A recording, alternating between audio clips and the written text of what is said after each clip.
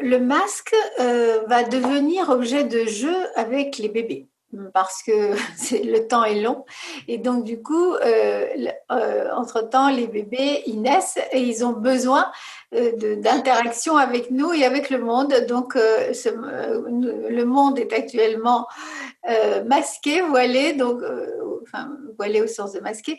Et donc, du coup, ça va s'intégrer dans notre relation avec les bébés. Et alors, bien sûr, on ne masque pas les bébés. Je dis ça en riant, mais la question m'est posée assez régulièrement, faut-il mettre des masques aux bébés quand je suis dehors? Non, non, non, s'il vous plaît, ne masquez pas les bébés. Mais par contre, les adultes sont masqués. Alors, ils sont masqués dans un ensemble de circonstances, à l'extérieur ou dans certains actes lorsqu'on s'occupe des bébés. Mais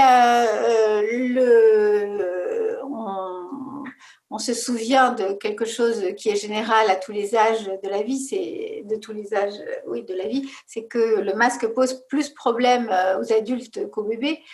Donc du coup, c'est à nous, là, adultes, de trouver des manières de faire avec ces bébés. Il doit y avoir des moments démasqués, bien sûr, avec ceux qui sont proches de ce bébé. Et moi, quelque chose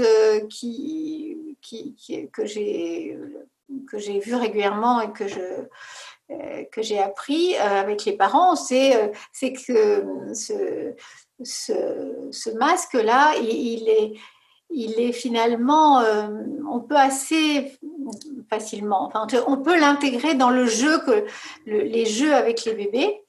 Et en particulier, le jeu classique de je montre, je cache. Alors, le jeu de la bobine chez Freud ou chez le jeu classique. Tous les jeux comme ça où un objet, hein, c'est vraiment un ressort classique de la dramaturgie des jeux chez les petits. Hein, c'est il y a un objet qui apparaît et puis il disparaît. Là, c'est pareil avec le visage des parents, par exemple, ou le visage de celui qui s'occupe du bébé.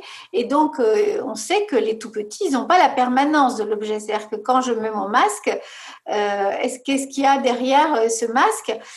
Mais c'est exactement pareil avec la barbe. Hein. Il y a des bébés qui réagissent au fait que leur père, par exemple, ait de la barbe.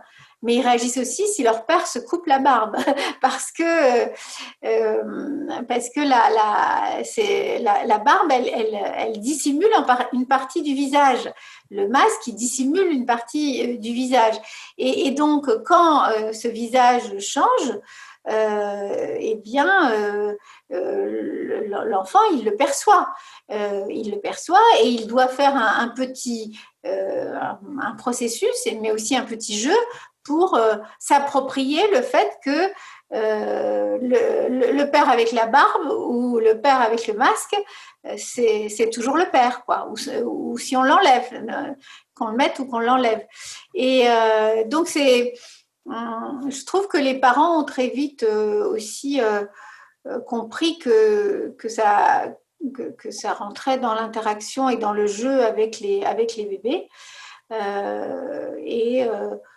Et les bébés, ils apprennent ça avec le plaisir de l'échange, en fait.